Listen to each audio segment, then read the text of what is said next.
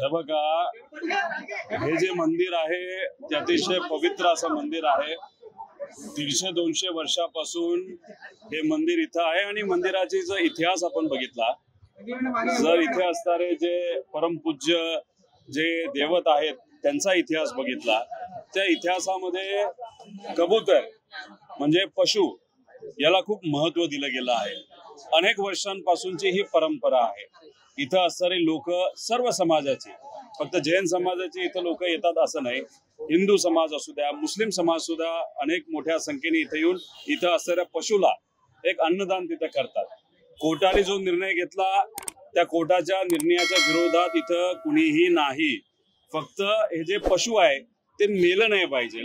इथं जर बघितलं तर इथे असणारे जे धार्मिक लोक आहेत, सामाजिक कार्यकर्ते आहेत, महिला, त्यांनी इथं जे आजारी असणारे पशु आहेत त्यांना एकत्रित केले, मरू नये म्हणून ते प्रयत्न तिथे करत आहेत।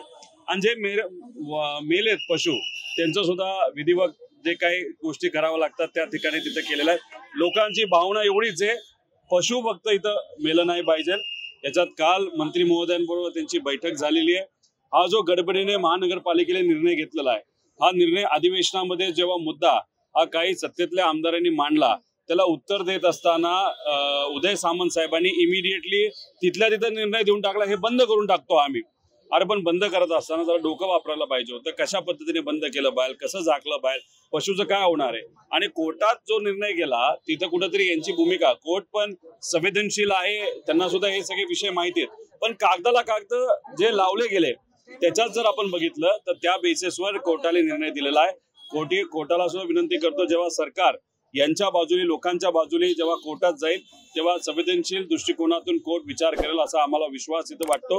आणि त्याच्याच बरोबर आपण जर बघितलं तर इथं असणाऱ्या लोकांची भावना ही या पशुच्या बाजूली आहे। त्यामुळे इथं कुणीही याच्यात वेगळ्या पद्धतीचं राजकारण केलेलं नाही। सामाजिक दृष्टिकोनातून हा विषय संपावा अशी विनंती हे सर्व लोक त्या ठिकाणी करत आहेत। नेत्यांनी मागणी केली होती, मनीषा गायंदे असतील किंवा चित्रा वाघ असतील, त्यांनीच मागणी केली होती कायमस्वरूपी हे कबूतरखाने बंद करावेत। उदय सामंतांनी बंद करण्याचे आदेश दिले होते। हेच मी म्हणतोय की तिथं घाई गडबडीने तिथं निर्णय घेतला, पण आज इथे असणाऱ्या समाज बांधवांशी बोलल्यानंतर नायर हॉस्पिटलचा रिपोर्ट त्यांच्याकडे आलेला आहे, त्याच्यात केईएम हॉस्पिटलचा सुद्धा रिपोर्ट आलेला आहे की इथे असणारे हे जे कबूतरखाना आहे या परिसरामध्ये या पशुमुळे कोणालाही किती रोग झालाय याचा एक अंदाज काढला आणि त्याच्यात जो रिपोर्ट आलाय तो तसं बघितलं तर नकारात्मक आलाय। कोणाच्या बाजूला आलाय तर कबुतरांमुळे इथं रोगराई वाढली असं नाही, असं तिथं असणाऱ्या सर्व हॉस्पिटलनी तो निकाल दिलाय। तो तसं बघितलं तर या समाज बांधवांच्या बाजूली सकारात्मक आहे। मग कोर्टात हे पेपर जेव्हा जातील तेव्हा न्याय मिळेलच, पण ह्याच्यामध्ये एखाद्या व्यक्तीने कोर्टात जाण्यापेक्षा सरकारने सुद्धा याच्यामध्ये इंटरफिअर केलं पाहिजे असं आमच्या सगळ्यांचं मत आहे। जेव्हा एखादी भूमिका, आता इथं असणारे जे समाज बांधव आहेत त्यांचं मत आहे की कुठल्याही पशुला हानी नाही झाली पाहिजे, मनुष्याला हानी नाही झाली पाहिजे, पशुला हानी नाही झाली पाहिजे। पण तुम्ही समजून घ्या, त्यांच्याकडे जर व्हिडिओज गेले की कबूतर मेलेत, मरतायत, तडपतायत, ते हे बघून लोक भावनिक झाले आणि लोकल अख्ख्या मुंबईमधून इथं येऊन भावनिक दृष्टिकोनातून त्यांनी आंदोलन केलं। तुम्ही म्हणता ते योग्य आहे की अशा पद्धतीने तुम्ही कोर्टाच्या विरोधात आंदोलन करू शकत नाही, पण भावनेला पण कुठे ना कुठेतरी किंमत दिली गेली पाहिजे। आणि सरकारकडनं सुद्धा मला विनंती करायची, शेतकरी, कष्टकरी, युवा, विद्यार्थी, नाहीतर असे काही धार्मिक विषय असतात त्यात जेव्हा आंदोलन केलं जातं तेव्हा भावनिक बाजू सुद्धा समजून घेतली पाहिजे। कोणावरही कारवाई होऊ नये, न इतर आंदोलनामध्ये अशी भूमिका आणि विनंती या सरकारला आम्ही सर्वजण करतो।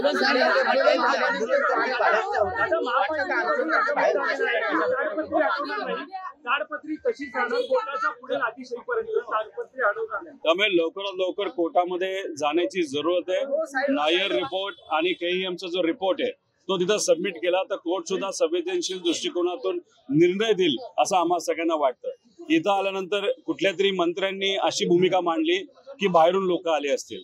एक समजून घ्या की इथं असणारे लोक कदाचित काल मुख्यमंत्री साहेबांना भेटायला गेले, त्यानंतर त्या इथं असणाऱ्या देवस्थानाच्या लोकांबरोबर त्यांची चर्चा झाली, पण असे 52 कबूतरखाने आहेत या मुंबईमध्ये आणि कदाचित काल परवा असा निर्णय समाज बांधवांचा हिंदू संघटनेचा तिथं झाला होता की आपल्याला एकत्रित रस्त्यावर यावं लागेल. पण काल निर्णय चर्चा झाल्यानंतर आंदोलन आपण केलं नाही पाहिजे, नाहीतर झालं नाही पाहिजे या दृष्टिकोनाचा काल निर्णय घेतला गेला. पण जे रिपोर्ट नाहीतर आधी जो संदेश गेला होता की आपल्याला एकत्रित यावं लागेल या पशूंच्या वतीने, त्यामुळे कदाचित या मंदिराची लोक इथं नसले तरी इथं या मुंबईमध्ये राहणारे जो जैन समाज आहे, हिंदू समाज आहे, तो माणुसकीच्या नात्याने पशुच्या बाजूली इथं एकत्रित आंदोलनाला आले. त्यामुळे बाहेरून आले म्हणजे काय पाकिस्तानातून तर नाही आले ना, इथलीच लोक आहेत.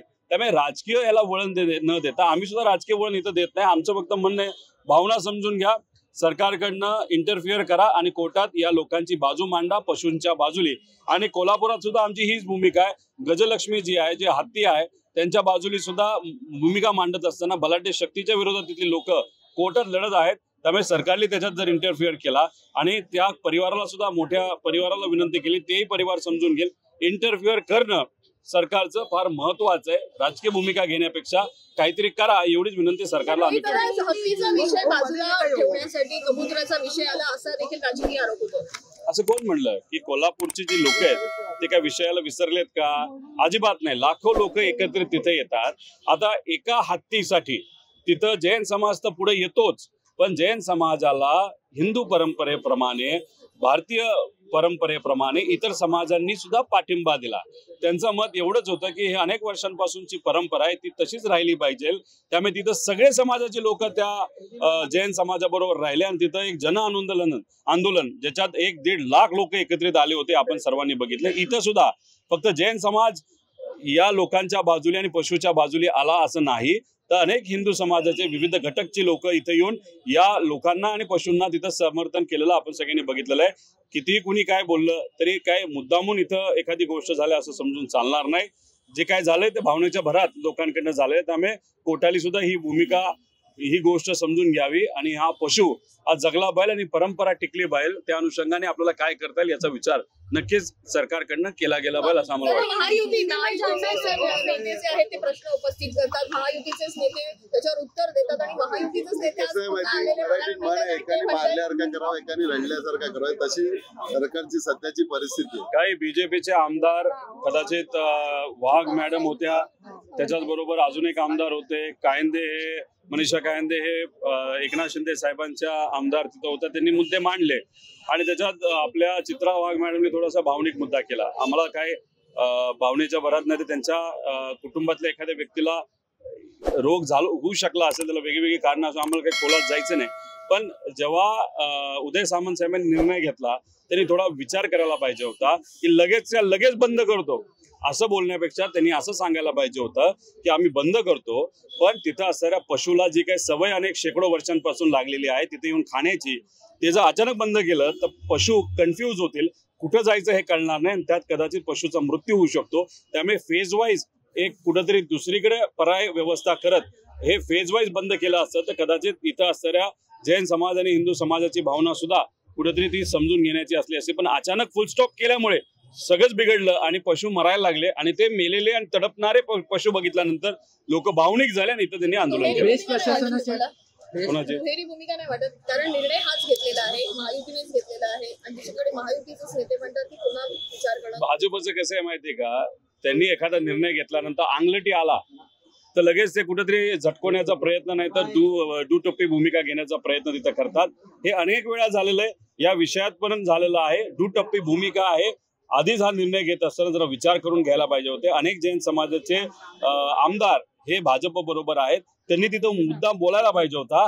तिथं असणाऱ्या जैन समाजाचे जे कोणी लोकप्रतिनिधी आहे, आमदार भाजपचे, त्यांनी हे सांगायला पाहिजे होतं, अरे आम्हाला परंपरा माहिती आहे, परंपरा माहिती असल्यामुळे पशुचं काय होणार याचा विचार केला पाहिजे. आणि हे ठणकावून जेव्हा जर उदय सामंतांना तिथं असणाऱ्या सत्तेतल्या काही आमदारांनी सांगितलं असतं तर उदय सामंत ते ऐकू शकले असते. पण कुणी न बोलता रितसर ठोकून हा निर्णय इथं घेतला. इथं मात्र येऊन तुम्ही म्हणताय की बाहेरचे लोक होते. अरे बाहेरचे म्हणजे कुठल्या दुसऱ्या देशातून आले नव्हते, इथलेच समाज बांधव होते, आपलीच लोक आहेत. पशूंच्या बाजूने, परंपरेच्या बाजूने लढत असतील तर तुम्ही त्यांना बाहेरचे आहेत असं बोलून त्यांना परके बनवतायत. म्हणजे फक्त या मंदिराचा जैन समाज हा तुमचा समाज आणि जो इतर भागातून मुंबईतून आलेला जैन समाज या आंदोलनाला पाठिंबा देण्यासाठी तो परका समाज असं आपण म्हणत आहात का? हे कुठेतरी लोढा साहेबांनी स्पष्टपणे लोकांना सांगावं. ज्येष्ठ महाव्यवस्थापक अनेक दिवसांपासून खाली होतं ते त्याची नियुक्ती जी आहे ती आज करण्यात आली, परंतु असा गोंधळ झालाय मुख्यमंत्र्यांनी एका अधिकाऱ्याचे आदेश काढले आणि सामान्य प्रशासन विभागाच्या वतीने दुसऱ्या अधिकाऱ्याचे आदेश एकाच दिवशी 2 GR निघालेले. नाही, कदाचित मंत्री महोदयांनी वेगळा आदेश काढला असेल, कारण सामाजिक प्रशासन मुख्यमंत्र्याच्या अंतर्गतच येतं. आणि जर सामाजिक प्रशासनाने वेगळा आणि मुख्यमंत्र्यांनी वेगळा काढला असेल तर या सरकारमध्ये चाललंय तरी काय असा प्रश्न निर्माण होतो. म्हणजे अधिकाऱ्यांची मनमानी एका बाजूला सुरू आहे, मंत्र्यांचं काय चाललंय मंत्र्यांना तिथं माहित नाही. मुख्यमंत्री हे राजकीय दृष्टिकोनातून कुठेतरी बिझी आहेत. आता कल्याणमध्ये सुद्धा तिथं असणारे काही लोक आंदोलन करत आहेत एका कॉन्ट्रॅक्टर आहेत एका बिल्डरच्या विरोधात. सरळ सरळ लोकांच्या बाजूली भूमिका घेणं हे महत्वाचं होतं. मुख्यमंत्री साहेबांनी आदेश दिले की लगेचच्या लगेच त्या बिल्डरवर कारवाई करा, पण ते बिल्डर आहे एकनाथ शिंदे साहेबांच्या पक्षातला एका व्यक्तीचा फार जवळचा, त्यामुळे तिथले पोलीस काय कारवाई करेना. मुख्यमंत्री कोण तर होम मिनिस्टर त्यांनी आदेश देऊन सुद्धा जो तिथं ठाण्यामध्ये त्या कल्याणमध्ये आदेश ऐकला जात नसेल तर याच्यावरनं एवढंच कळतं की सामान्य लोकांचं सोडा, जे आपले होम मिनिस्टर आहेत त्यांचं सुद्धा पोलीस प्रशासन दुर्दैवाने ऐकत नाही गरिबाच्या बाजूने.